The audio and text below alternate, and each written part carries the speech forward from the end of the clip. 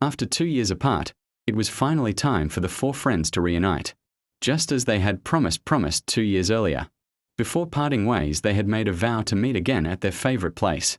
Now in the present, we find Claire reading books about magic. Nearby at Kenji's mansion, we learn that Kenji and Leonie are training together. Meanwhile, in a distant dimension, Kudo is in deep meditation.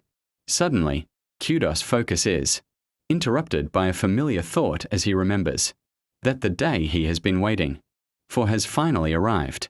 Back at the library, Claire recalls the promise. Realizing what day it was, she teleports home to prepare herself. Meanwhile, at Kenji's mansion, Leonie looks visibly tired and asks Kenji if they can take a break. Kenji accepts her request. Leonie suddenly remembers what day it is and storms out. She tells Kenji that she's going home to prepare herself, and that he should do the same too. Kenji is left speechless, wondering what's gotten into her. Claire is the first to arrive at their favorite place. We learn that their favorite place is the cafe. A few minutes later, Leonie shows up. The two greet each other warmly, and they sit down and begin to catch up. Back at Kenji's house, Kenji is still confused by Leonie's actions, and it finally clicks in his mind as he imagines that his friends have been waiting for him for a while now.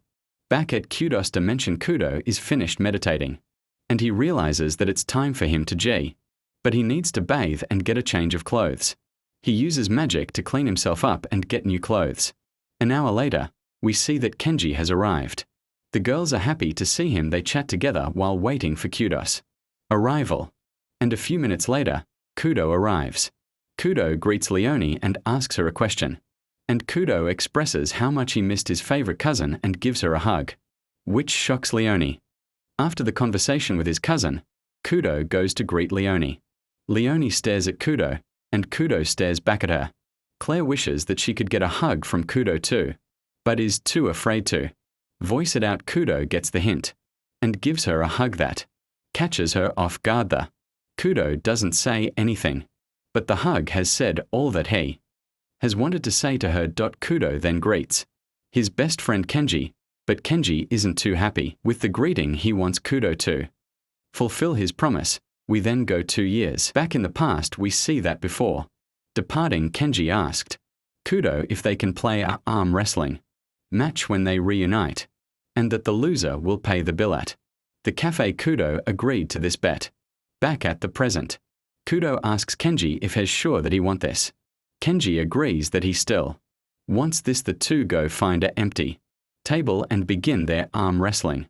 The cafe starts shaking because of the pressure released by Kudo and Kenji. We then see that it's not only the cafe that's being affected, but the whole entire town is shaking under this sudden release of power. Before things get out of hand, Leonie gets upset at the lack of behavior these two are displaying, and she quickly teaches them a lesson. Kenji suggests they play rock, paper, scissors. Kudo agrees, and the play. Kudo wins the game and Kenji is left upset. Later, when it is time for the friends to go home, Kudo mockingly reminds Kenji about the bill. Kenji, with a pissed off look, says he'll take care of it.